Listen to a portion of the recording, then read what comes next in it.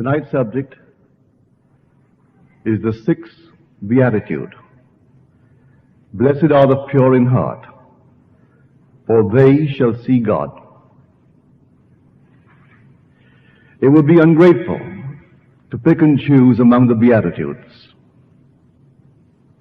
but probably more people see in this beatitude that highest of stars. It seems also the most inaccessible. We hardly know which is the more difficult, the condition imposed upon man or the promise. The pure in heart or seeing God. Tonight I hope to show you, if you'll believe me, that regardless of what you are, regardless of what you have done, regardless of what you now plot and plan to do, you will eventually be pure in heart. That's God's plan. That's His purpose. The initiative for man's salvation lay wholly with God. It is not bestowed on man for anything that he's ever done. It is by grace and grace alone. So you and I need not fear concerning salvation. For to see God is to become God. For we become what we behold. And yet a condition is imposed upon man. Blessed are the pure in heart, for they shall see God. But because the initiative is all God's, you need not be concerned. He makes it, and He plots and plans the entire thing to purify the heart. And as we are told in the book of wisdom, like gold in the furnace, He has tried us and received us unto Himself as pure gold. Now may I tell you that that imagery is perfect. It's true. That's not just words of the poet. These are the inspired words, inspired by the Spirit of truth. And so when he used gold in this imagery, may I tell you, it is true. Like gold in the furnace, He has tried us and received us unto Himself as pure gold, unalloyed, unmixed with any other substance. For I do know from experience that that which I saw when the curtain of the temple was torn from top to bottom was pure molten gold. Gold in a living, moving, liquid state. And looking at it, I knew it was myself. I instantly fused with it, and then up the rod of Aaron, the great staff of Moses, my own wonderful spine, I ascended in serpentine form right into heaven, to be one with God. For we're all gathered one by one into one single man who is God.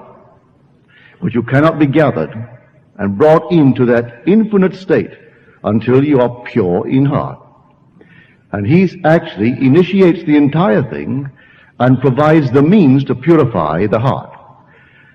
Well, in what sense? If I don't do anything, and that's the one stumbling block in the world, surely I can do something to earn it. You can't earn the kingdom. It is grace, grace, and more grace. It's all by grace. Then what must I do? Use the talent that He gave you. The talent of repentance. Use that talent to change the attitude of mind towards life and bring about radical changes corresponding with these inner changes in the outer aspects of your life. And you do that morning, noon, and night. But in a way that you will do not know, He will redeem you because He is going to purify the heart. Now, how does He go about doing it? Through the death of your delusions. Delusions is simply the act of deceiving. Well, self-deception really, for we have a prejudice. We have a false belief, a false theory. Especially that false belief in which we persist stubbornly. It could be a prejudice against a certain race, against a certain nation, against a certain something. Well, in a way you cannot devise it. God will devise the means to actually rub out that delusion. A friend of mine here last year, he's now back in his hometown of Massachusetts. He told me the story right in this city. There were two hates that he had beyond measure. He was born in Boston of Irish parents. His parents came from Ireland. He was born in a strict Catholic family with all the prejudices of a Catholic Irish in the city of Boston. In other words, Jews were the murderers of Christ. He believed that. He was taught that in his home. He was taught that no Jew was good, because only the Christian was. The Jew couldn't be saved. The kid didn't know how to discriminate. He believed it. So he hated Jews. He hated Negroes. And he hated them. He said, I didn't dislike them, Neville. I hated them. Well, then came the war. And he found himself in the Pacific, a sergeant in the U.S. forces. A private was a Jew. He gave him all the dirty work he could possibly give him. And he had to take it because he was a sergeant and the other was a private. And one day they were pinned down, 150 in his company. The Japanese had them completely covered with machine guns. The slightest move and everything would ricochet off their helmets. As I barely budged, just 1 second, as I could just rise just an inch part of an inch, my helmet became something where there was a spot and it ricocheted all off my helmet. We really couldn't move. And the private said to me, Sarge, do you have any hand grenades? And I said, yes. He said, let me have a few. And he stuck his hand slowly across, and they couldn't see him, and I detached from my belt 3 hand grenades.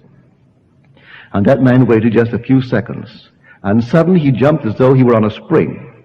He jumped up, in spite of the fact it meant almost sudden death, and with these pins pulled properly, he just simply let them go. He blew to pieces the entire nest of Japanese. He was severely wounded, but he recovered. And Neville, at that very moment, I not only lost my hate, it was converted into love. From that moment on, I fell in love with the Jew. Not just that man, but Jews in general. I fell in love with them. So in my little business here in the city, handling bricks and mortar and everything that a mason would use, if a Jew came, he got the job first. I was back here. I still hadn't overcome my hate of the Negro. And an accident took place where I worked, and my uniform, that is my working clothes, caught fire. I am burning. No Caucasian came to help me. And a Negro broke ranks and came forward and threw me on the ground, turned me over several times, and put that fire out with his body.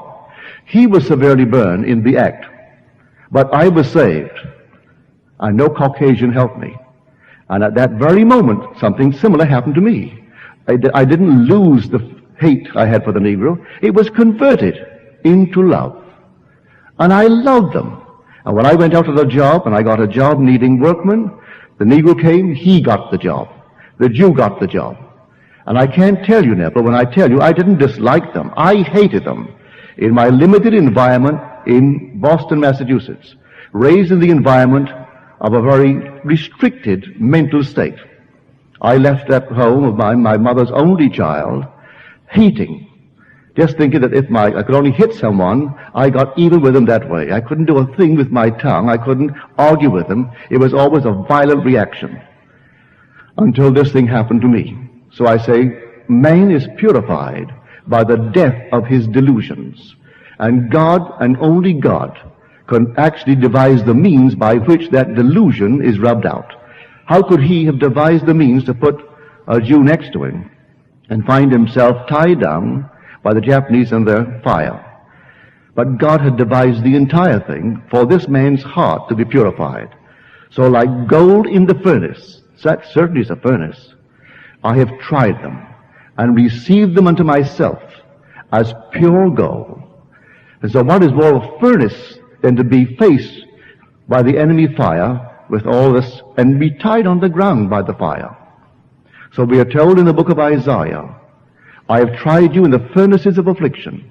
For my own sake I do it. For how shall my name be dishonored, be profaned?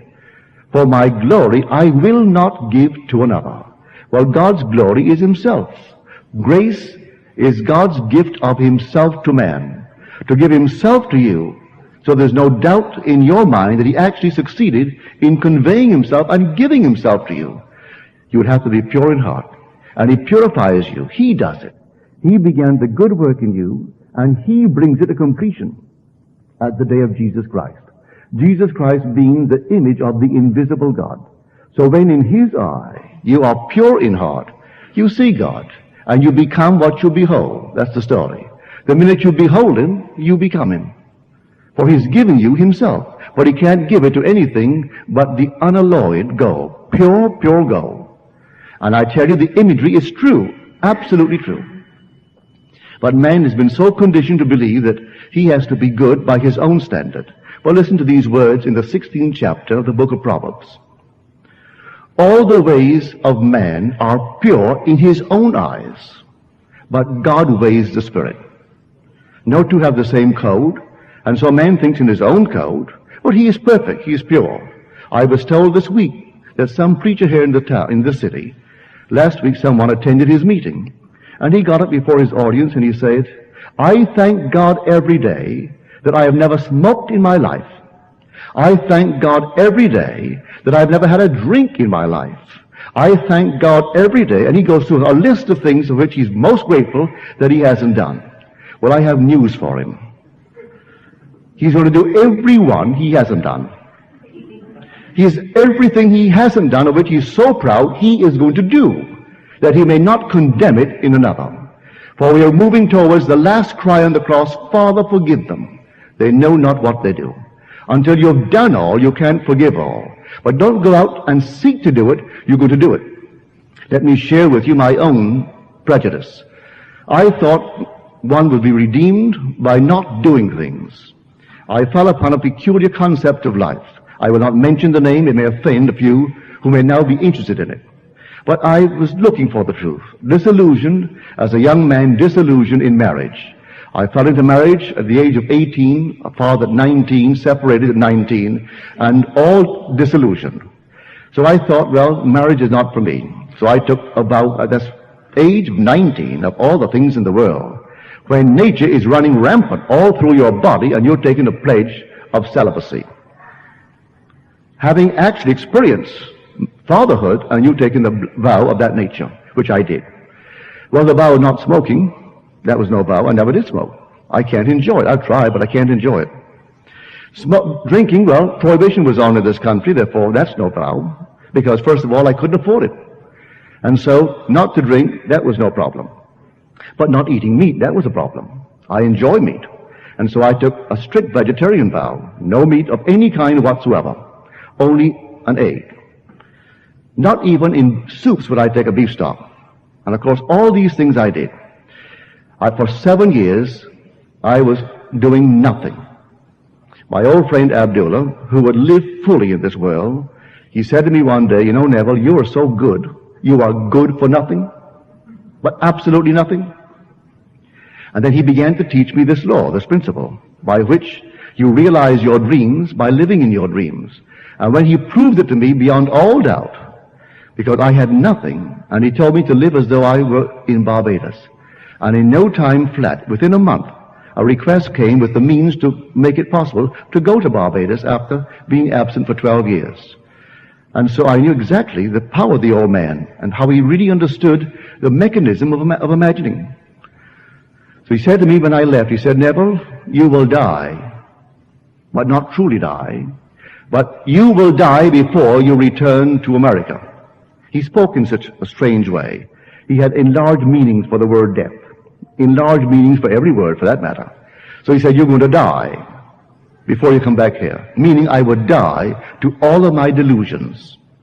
Well, I went to Barbados and spent 3 months. Came back on a ship that took 10 days from Barbados to New York City, stopping at all the islands, moving north. And do you know, between Barbados and New York, that 10-day voyage, I did everything I hadn't done in 7 years. Everything. And I can't tell you to this day how it happened. I only know when they put the fish at the table, a fish course, I ate it. And then some man at the table said, what about a nice little wine? with the next course. All right, they brought on the meat. He served the wine. I ate and drank the wine. Ate the meat and drank the wine. After the dinner, he offered a cigarette. Well, I tried it too. But I did everything from Barbados to New York and all of my delusions. Who could have plotted it better than God? And so you die to delusion. So I say to this preacher, whoever he is, that he will be confronted in a way he cannot even resist it. He'll do everything in this world that he now condemns. For what a man is condemning, he moves towards, he fulfills. But God is purifying the heart in this way. And eventually, it's so completely purified, he can reveal the gold.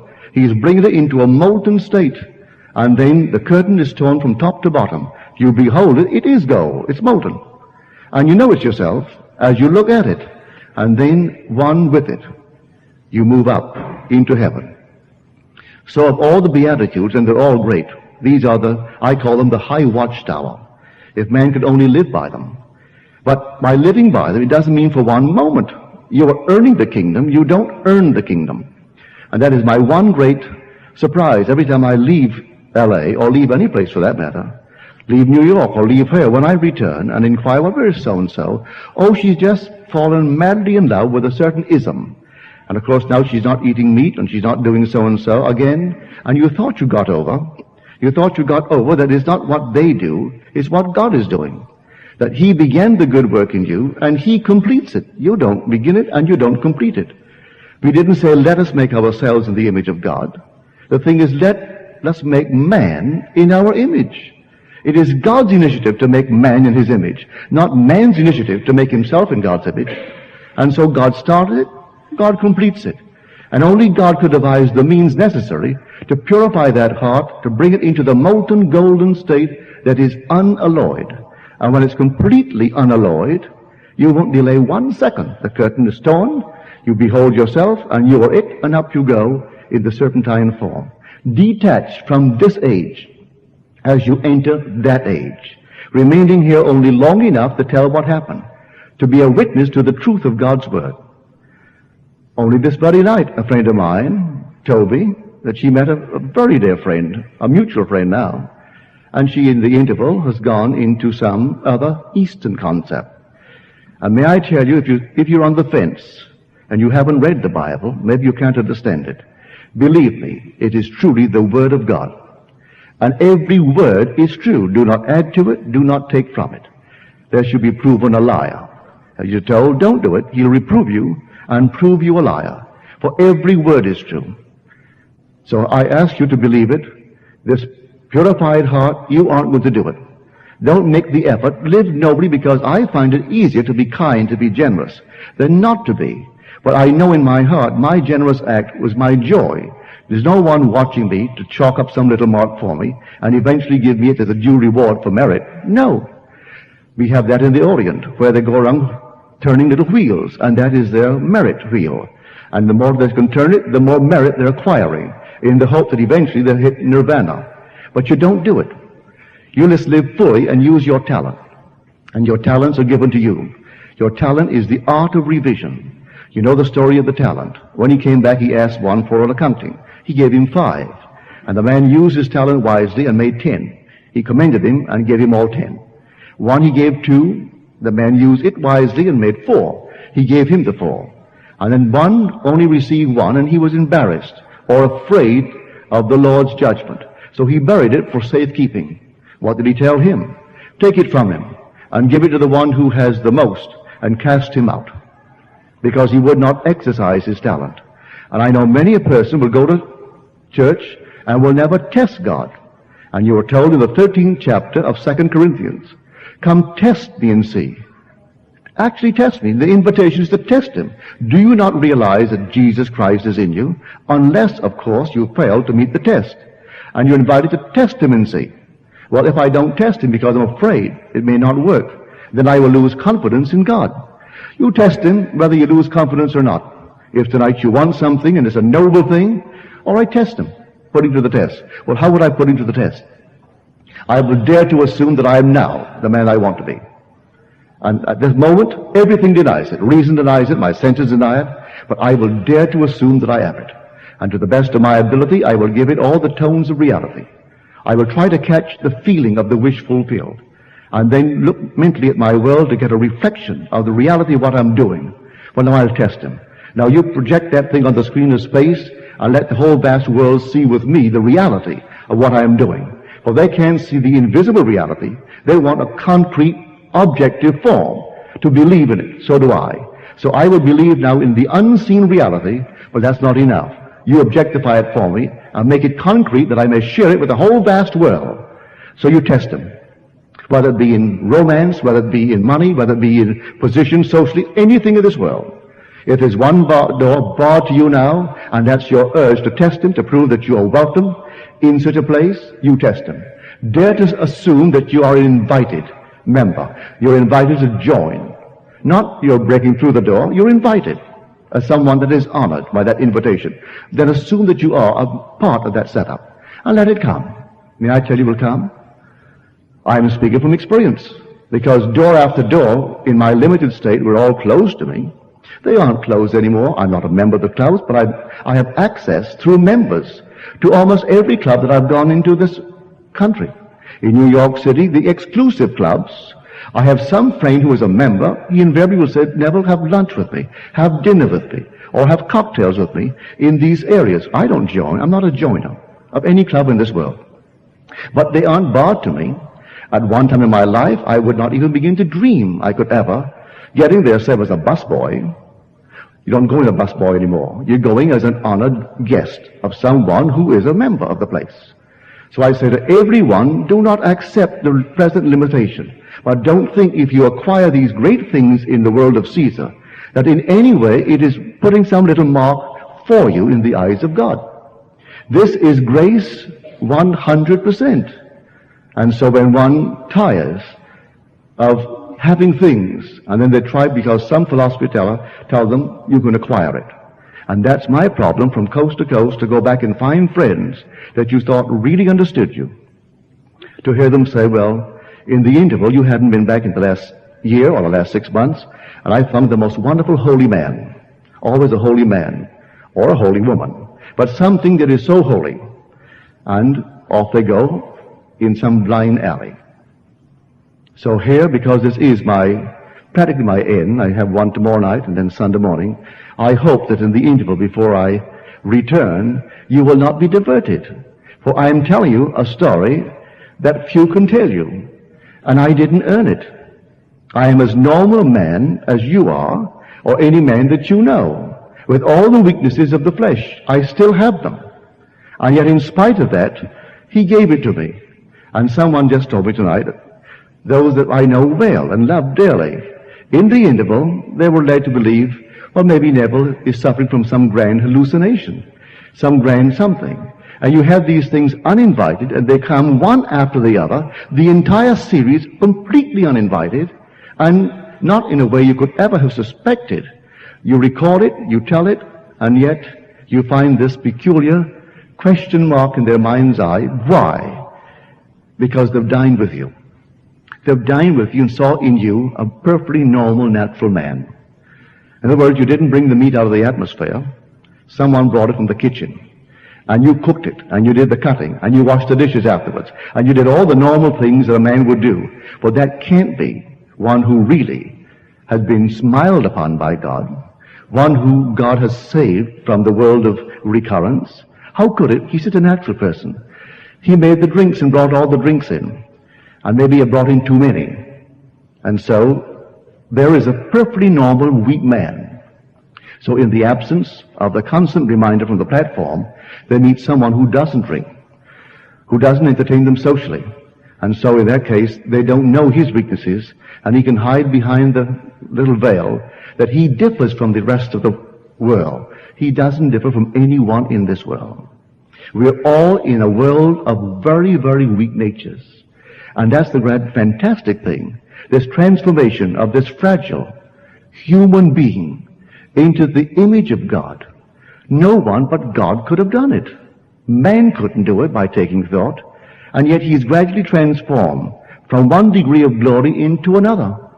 As he actually lifts the veil, and we're told, one veil is lifted after the other, and from one degree of glory into the other, until finally we're one with God. And then lifted off the scale of recurrence. So if someone this night does the most violent thing, may I tell you, don't condemn it. Just transform it in your own mind's eye. This past summer in Barbados, a man said to me, years ago, this retired man said, I have a certain property. Would you investigate them for me and tell me if they're secure, or should I change my portfolio? Because I'm retired now, and this is my choice for my portfolio. So this man took him at his word, investigated the stocks and bonds, and came back and said, it's perfect. They've always paid a good dividend, and they have good management. I wouldn't change one stock you have there. They're all good and solid. Then he said to my father, about 6 months later, he said, Mr. Joe, I took that man's stocks and bonds, investigated them thoroughly, and they're all perfect. They're solid. He has not a thing to worry about, but he's always so worried. Why is he so worried? My father said, he has much to worry about. He said, what is it, Mr. Joe? He said, he is worried how he came by them. All right, so the man played a part that you and I wouldn't want to play. But that's all right. My father didn't condemn him. He said, he's worried because he has another code and he fell short of his code. In little Barbados in the old days, it was really a hang-up for pirates, really. Even in my lifetime, I would call them pirates, because this man ran. Well, he called it a hotel, I wouldn't. I called it a house. Well, he had a bar and this place, and when the men came in, he plied them with rum and rolled them. Captains, officers, men, everyone. So that's how he came by his money. And it so preyed upon him that one day he sat on the beach, looked off at the ocean as the water came lapping up to his waist, then took a razor and severed his face. And that was his exit from this world. Still don't condemn him. That's the part he played. But now God will restore him instantly to life, insert him into a new time sequence, best suited for purifying the heart. And so he played that part in this little time sequence. He'll play another part without loss of identity. He'll be the same I, the same consciousness, in a new series, and then a new purification. And the day will come, that one who severed his own face because he couldn't live with his memory of what he did to others to gain Caesar's dollar, will tomorrow be just as pure as the gold that God is seeking. And when it's that pure, he is one with God. For blessed are the pure in heart, for they shall see God. So, play your part fully. You need not do that. I don't think anyone here would do it, or you wouldn't be here, really. But you come here to hear of God's law, and God's law is infallible. As we're told, blessed is the man who delights in the law of the Lord, for in all that he does, he prospers. Not in a few things, in all that he does, he prospers. Well, if that is true, as told me in the very first psalm, I should make every effort to find out that law. Blessed is the man who delights in the law of the Lord, for in all that he does, he prospers. Well, now, I have found that law. It's a simple, simple law. And the law is simply, whatever I am assuming that I am, that I'm going to be. It's as simple as that. Ask in my name is asking with my name. If my name is I am, and I dare to assume that I am secure, security being relative, I know what I mean by secure. Relative to anything formally that I must have possessed, I would know what I would like to have in order to live securely. Well, I'm asking in the name of God when I say I am secure. I'll fall asleep in that state. As my old friend Ab used to say, I willed it so to be. I am still willing it so to be. I will continue to will it so to be until that which I have willed is perfectly realized. But what he meant by will, not human effort, he meant dare to assume I am that. As I assume I am that, well then it goes into the next state, and finally the whole thing unfolds before my world.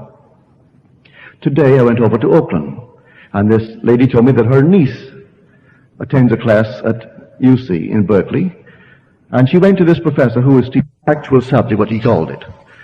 The first day he had 40 odd in the class. He went to the blackboard and he wrote up I am, and began to explain what he meant by it. As the class came to an end, he wrote, I am that I am. There was a snicker among the boys and girls, 45 of them. The next time he held the class, less than 20 attended. They aren't interested. Maybe he doesn't know it. Maybe he does know it. I think as the professor over there, maybe he does know what he's talking about. But if the children would just come and listen to the man, they'd be far better qualified when they're left at university than taking books that are today true based upon a certain concept, and tomorrow must be revised because it's not true. But that will everlastingly be true. I am that I am. So you define something in your world, and you say it's that.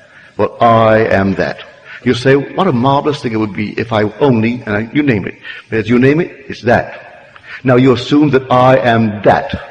I am. You affirm it. And you dare to walk in that assumption as though it were true.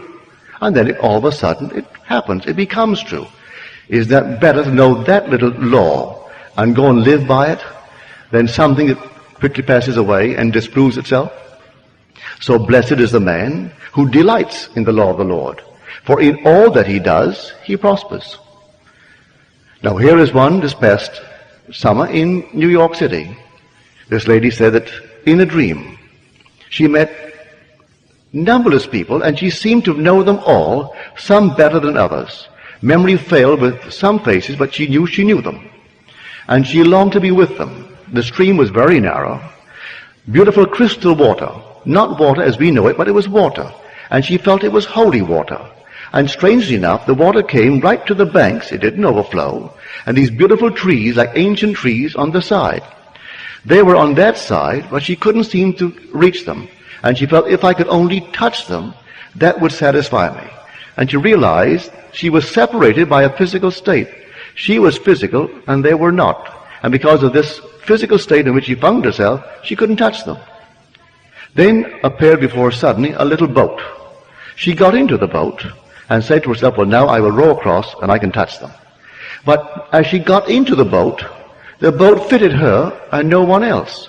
It actually fitted her like a bathing suit, as it were. It was a boat. And there were no oars to row across.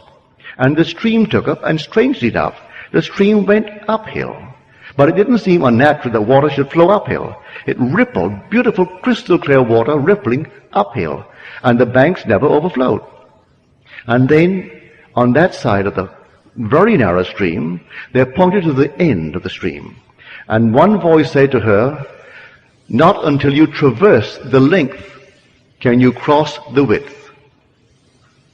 You traverse the length, and you'll cross the width. And that's our life. You aren't going to shorten it. You're going to traverse the length and encounter all the scenes that are there to be seen. And you will rearrange some, if you believe what I tell you. Others, you will like them as they are and not rearrange them. You'll come upon scene after scene. Some are not pleasant. You'll revise them. That's repentance. Some are pleasant. You'll delight in them. That's all right. But on the very end of the stream, then you will traverse it. And you are part of the boat. Well, that's what Blake said. Man is either the ark of God or a phantom of the water and the sea. He's either one or the other. He's either the ark of God or simply a phantom. He's the ark of God. He gets into it. The whole thing is contained within him. And the stream takes him. He can't row it. He can't do a thing about it. He moves from moment to moment to moment to encounter events. And then he either changes the event within his mind's eye, or he doesn't. Even the unpleasant things men won't change. They think it's a fact. They aren't facts. They're there to exercise your talent. So you encounter a disagreeable person in the office. All right, he's disagreeable. Change him. He is a fact. Represent him to yourself as a very pleasant person that you like to do business with. And all of a sudden he changes his attitude towards you. That was a challenge to you to exercise your talent. So along that stream, you aren't going to encounter him anymore. Not the disagreeable one. You'll encounter a transformed person because you use your talent to transform him. So that everyone, from morning to night, as the poet said, does the road wind uphill all the way? Yes, to the very end. Does the journey take the whole long day? Yes, from morn till night, my friend. So until you get to the very end, you can't get across the little width. And the width is so narrow. And the journey seems so long, but not until you traverse the length will you cross the width. And here I do hope that in the short interval I've been here, that I've convinced you that this story is true. That Christianity is truly God's word, God's plan, and his purpose for every child born of woman. that you will not be diverted and think, well, now, if I were more holy, maybe it would come sooner. You can't rush it. It's not for you to know the times and the seasons fixed by the Father's own authority. Just wait for the promise of the Father, and it will come, and the promise is a gift of himself to you, where you know beyond all doubt you are God the Father. You're not just a little puppet, you're God the Father, because he gives himself to you. And because he is a Father, he reveals his gift through his Son. There's no other way in eternity that he can reveal he gave himself to man, save man becomes the Father of God's Son. You can analyze it. If I say you and I are one, and I tell you I have a son, and you have no knowledge of being the father of my son, you are not conscious of the fact that we are one. But if I have a son, and you are conscious of the fact that you are his father, are we not one? Well, here is a son. You go back and read it. Read that second Psalm of David. Thou art my son. Today I have begotten thee. That's established forever. Well, when you read it, you will say this is 1964, and that was written 1000 BC. So it's not related to me. Well, maybe God is the father of David. You may say as you read the words, if they are inspired words, and suddenly it happens to you, well, then you know God gave himself to you. For you always believed that was his anointed son, his Messiah. And then one day, that same son calls you Father. If he calls you Father, he tells you you're God the Father. It seems too good to be true. That's why, undoubtedly, my close friends that I entertain socially cannot believe, because of the weaknesses they see in the man who is their host, could have that grace smile upon him. How could he be the father of God's only begotten Son when the man has all the weaknesses of the flesh? And so that's the grand test for everyone, really. But to comfort you, go and read the 7th chapter of John. They said, if you really do these works, if you really are the one that you say you are, then show yourself. For even his brothers did not believe in him. And then one say, but we know this man. We know where he comes from. We know his parents. We know his brothers. We know his sisters. And when Christ appears, no one will know where he comes from. How then can he say that he and the Father, who is God, are one? And he said to them, your time is always here. My time has not yet come. Well, who understood him? Your time is always here. It's a wheel. It's always here. My time, speaking of the age to be, that age of which he had tasted, of the power of that age, has not yet come. I have tasted of it, and the events have started unfolding within me, so my time has not yet. He repeats it now, and when he repeats it the second time, he adds the word fully. The first time he said, my time has not yet come. When he repeats it, my time has not yet fully come. It has come, but not yet fully come. And so my divine inheritance cannot become actual, or is at least not fully realized in me, so long as I'm still wearing a body of flesh and blood. So it has not fully come, although it has come. It has come, only marking a few more moments for my departure. So he said at the very end, the time for my departure has come. I have fought the good fight. I have finished the race. I have kept the faith. And henceforth is laid up for me a crown of righteousness. So he knows this is the last time. That was Paul's letters. And he's writing to his friend he called my son, Timothy. And the time for my departure has come. But still he is talking to Timothy. He's talking to the others, but he knows the time for his departure has come. He also knows the fight that was his. I have fought the good fight. It has been a battle, these afflictions. But he said, I have kept the faith. And the race, as far as he is concerned, the race is over. I have finished the race. And so he didn't go back on the vision. I ask you not to go back on the vision that I've shared with you, because I'm telling you every word is true. I have not embellished it. I haven't taken from it to make it more palatable. I haven't added to it to exaggerate. I told it just as it happened to me. And that is true Christianity. In spite of what the priesthoods of the world will tell you, that he came 2,000 years ago in a unique, strange way to a woman who knew not a man. You are that woman. If you know Scripture, you are the bride of the Lord. Therefore you are the woman. For your Maker is your husband. The Lord of hosts is his name. If my Maker is my husband, I must be his bride. And therefore I, though male, I am his emanation. And yet his bride to the sleep of death is over. So I am his bride, though male. You, though male, you are his bride. Female, you are his bride, though you have a husband at home. And you may be the mother of many children in this world of Caesar. But you are the bride of the Lord. And he is your Maker. And the Maker must leave father and cleave to his bride until they become one flesh. That's the command. And so he's cleaving to you until he purifies your heart. When you're completely pure, he fuses with you and then appears before that union. And here is confirmation of your productivity. You have a son. And the son is the Son of God, and you are God. Because your son is calling you Father, and you're exactly who he is. It doesn't make sense, but it's true. Every word is true. So I ask everyone to believe it. I see a gentleman tonight here, he's been here every night.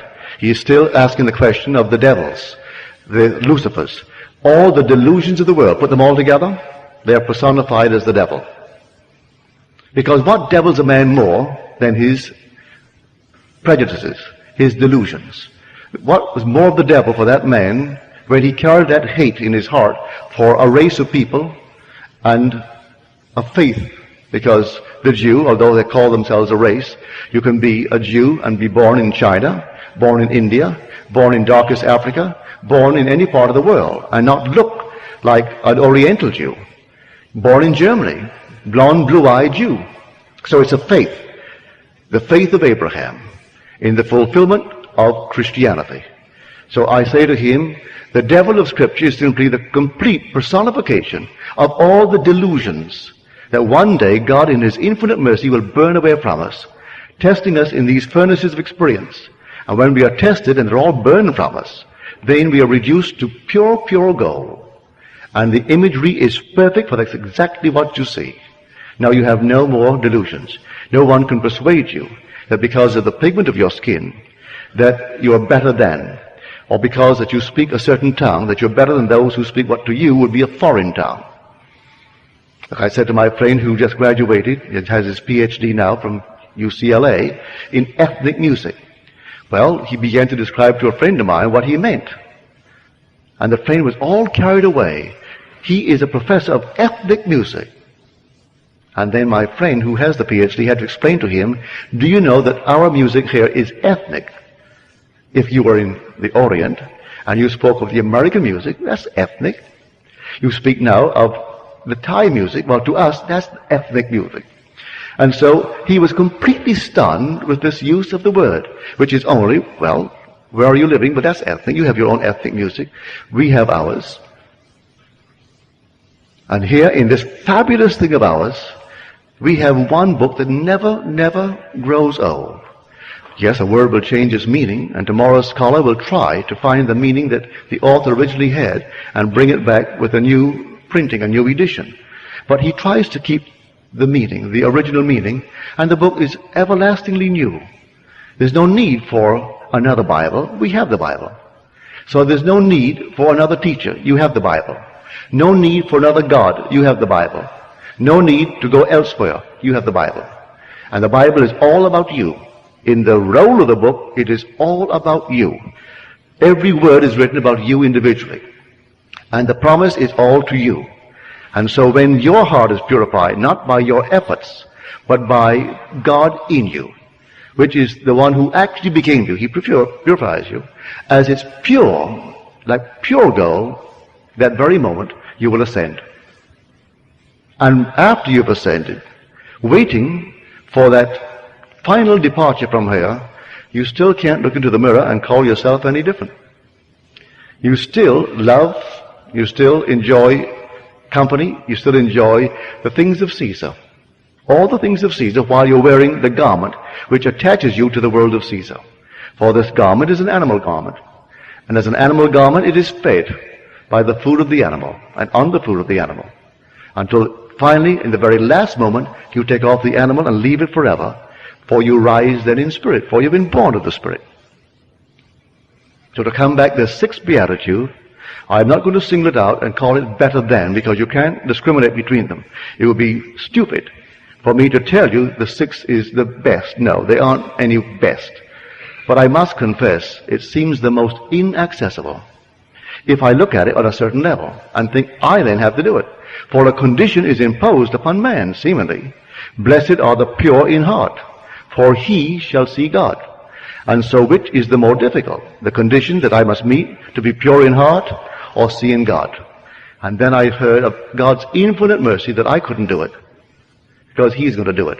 That I didn't say I'm going to make myself in his image. He said he's going to make me in his image. So he began the good work in me, and he will bring it to completion at the day of Jesus Christ. And when it's completed in his mind's eye, the veil is torn, the pure gold is there, I fuse with it and ascend as the Son of Man, which is the only title that Jesus ever gave to himself. Others called him Lord, others called him Savior, others called him other names, but he called himself Son of Man. And so the Son of Man will ascend as pure gold in the form of the serpent right up into heaven, one with God. Now, are there any questions, please? Yes, sir. What did that bill allude to between the time that you imagine, what you're imagining, and between that time and the time of demonstration? Well, I'll tell you in details exactly how we got together. It was 1933. If you remember, there was a frightful depression on in our country. Millions were unemployed. In New York City, you would go through the tunnel into Gimbels from, say, the square where Gimbels begins. It goes all the way through to the Holland Tunnel. They were sleeping with the permission of the mayor, 3 and 4 deep, as far as the eye could go. There's no place to go. In the park, in the summer months, they were allowed to sleep in the park, sleep all over the place. And the long lines for coffee and bread that were there to give them. There were millions unemployed. We then had a population of not more than, say, 130 million, as against today's 192 million. I was a dancer, and if you couldn't eat, you couldn't pay to watch a dancer. So there were no shows playing on Broadway. I think we had 5 Broadway shows, and they were running on paper. Just people passing out paper to go and see them, really, instead of the usual 50 and 60 shows that you used to get. Well, what I'm getting at, I didn't have a job, I had no money, and I was living in a basement on 75th Street, and he lived on 72nd Street, in a very lovely home that was owned by Morgenthau, whose son was then the treasury of our country, a cabinet member, but his father owned this house, but he didn't live there, and he rented the first floor to my friend Abdullah. I said to Abdullah, in the month of October, late October, Ab, you know, I've been gone from Barbados for almost 12 years. Came here in 22. And it's almost 12 years. I've never had a desire to go back. But now I have a hungry desire, a haunting desire to go to Barbados. Not a thing stops me but the lack of money. I have no money. He said to me, you are in Barbados. I said, I'm in Barbados? He said, yes, you are now in Barbados. And so you see Barbados, and you see America from Barbados, and you can smell the tropical land of Barbados, see only the little homes of Barbados, and that's all you do. You just simply sleep this night in Barbados. Well, I thought him insane, really. I mean, at the moment, it seemed so stupid, because 72nd Street, we still had 50 and 60-story buildings. And little Barbados was a little 3-story building, almost the tallest that you'd find, and narrow little streets and no sidewalks. And I'm walking on a sidewalk wider than the wide street of Barbados on 72nd Street. Well, nevertheless, that night I slept in Barbados. I assumed that I'm in Barbados, in my mother's home. And then I saw America relative to Barbados, and it wasn't under me that night. It was north of me, about 2,000 miles. Well, the next day, I didn't tell him anything. About a week later, when nothing happened, I thought I would approach him. This time we've moved into November. I said, you know, Ab, there is not a thing has happened. He wouldn't discuss it with me. He turned his back on me and went into his little library and slammed the door. About 3 times I tried to open up the discussion with my friend Ab between that moment when I first talked to him and the end. He would never discuss it. On the basis, how can he discuss with me how I am going to Barbados when I am already in Barbados? That's stupid to discuss how I'm going to go when I am in Barbados. And if I am faithful to my assumption, I can't discuss the how. I'm already there. Well, this went on.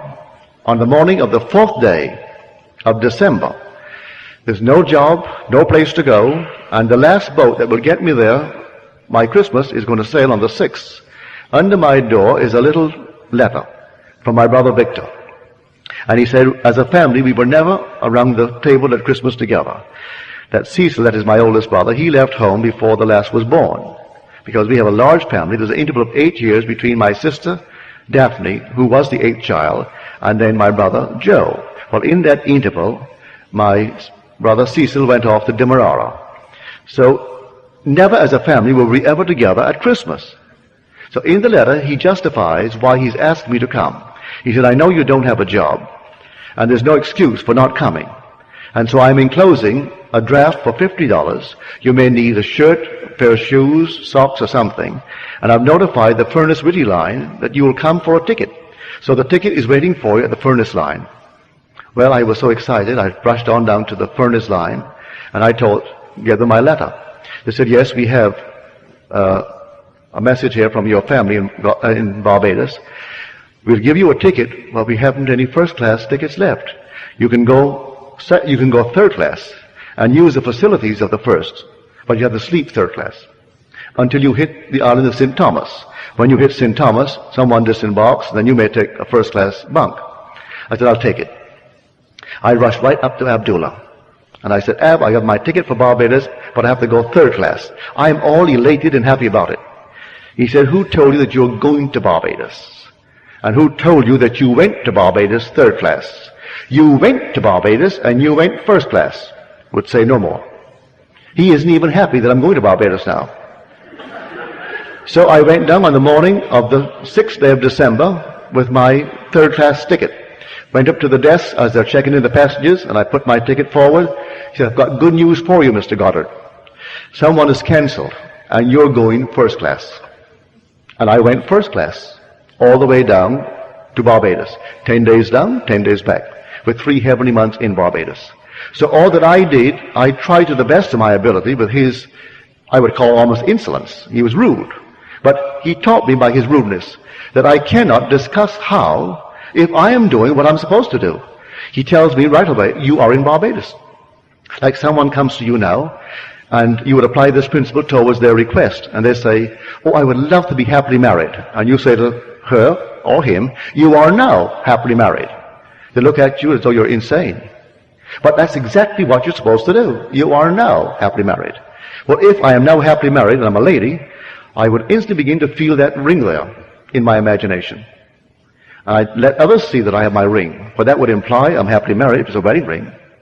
And so if I don't wear it from then on, I'm not doing what I'm supposed to do. So in my imagination, I have to go to bed wearing my ring. And actually do all that I would do in that state. Oh, he said, you are in Barbados. And I'm in New York City physically, but he put me in Barbados in my imagination. So that I slept in Barbados to the best of my ability. But you know, days go into weeks, and the weeks went into a month, and I'm trying my best to open up the discussion with him to get a little hope. No hope. He wouldn't give me any encouragement if I did what he told me to do. But we all are human enough to want another little discussion, another little push. And so he taught me the lesson that there is no such thing as a little pregnancy.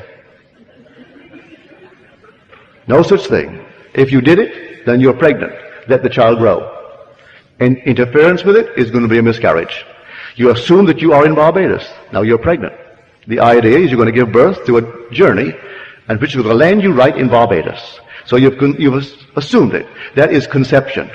Now, don't try to argue. You have conceived. And all you have to do is to be a faithful mother and bear that child. And don't discuss it with me anymore. He never discussed it after he told me I was in Barbados. And I learned so many things from the old fella. I came back because I wasn't drinking. I brought him 2 lovely old bottles of brandy. the best that we had in the island, 2 lovely bottles, and some rum. So I gave him my father's rum, gave him the brandy. A week later, he said to me, "Say, how long do you expect those things to last?"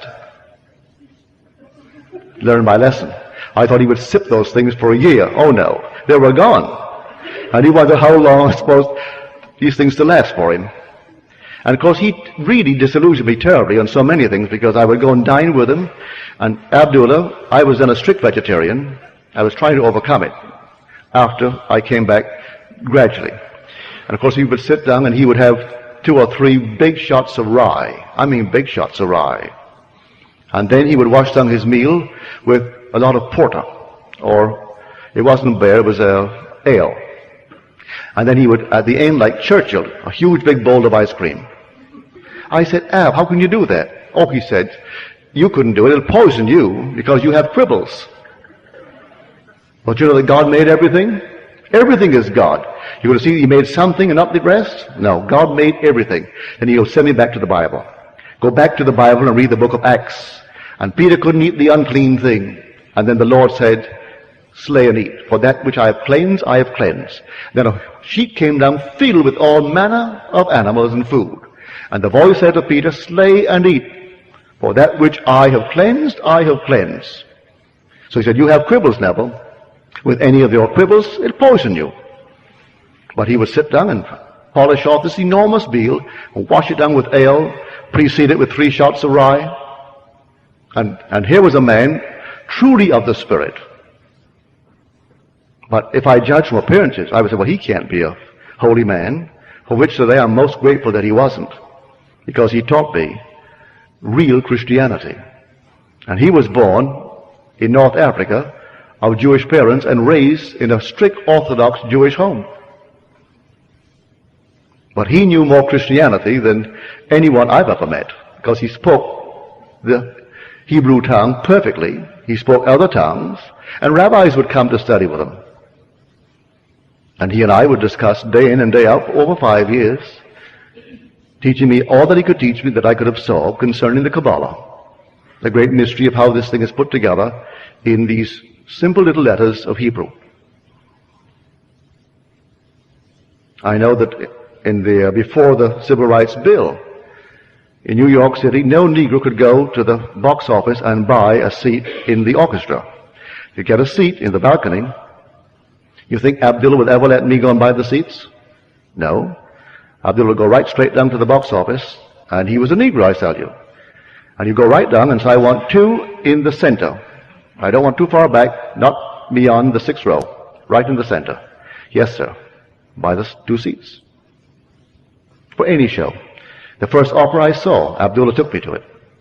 It was Parsifal. 5 hours, and I'd never seen one before. It seemed it would never come to an end. Of all the operas to be introduced to opera through Parsifal. Good Friday it was too. You go on Good Friday in New York when you go to Parsifal. And you sit there and you think, "My Lord, is it ever going to come to an end?" And he is drinking it in. Every little note he understands, every little point. And he's so in love with it. And I'm sitting, because I'm next to Ab, just waiting, hoping. But nothing happens. It goes on and on and on, and then 5 hours later, and then that's it. Any other questions, please? We are part of God, but why do we have to wait for His grace to receive this one and goodness? I wish I could answer that, sir. I wish I could tell you why. It is His grand secret